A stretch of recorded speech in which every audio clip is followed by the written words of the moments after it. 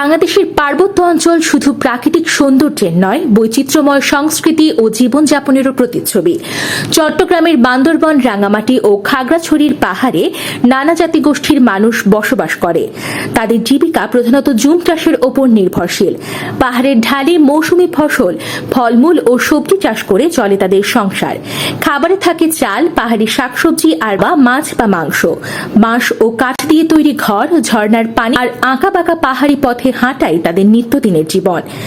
এখানকার মানুষ নিজস্ব ভাষা ও সংস্কৃতিতে সমৃদ্ধ। বৈশাখী উৎসব, বৌদ্ধ পূর্ণিমা কিংবা ঐতিহ্যবাহী নাচ গান সব মিলিয়ে পাহাড়ি জনজীবন রঙিন। তবে চ্যালেঞ্জও কম নয়। দুর্গম যোগাযোগ ব্যবস্থা, মানসম্মত শিক্ষা ও স্বাস্থ্যসেবার অভাব এখানকার মানুষের বড় সমস্যা। চিকিৎসা পেতে অনেককে দূর দূরান্তে হেঁটে যেতে হয়, আর বর্ষায় পাহাড় ধসের ঝুঁকি জীবনে অনিশ্চয়তা বাড়ায়। পাহাড়ের মানুষ প্রকৃতির সঙ্গে মিলেমিশে সহাবস্থানের অনন্য উদাহরণ।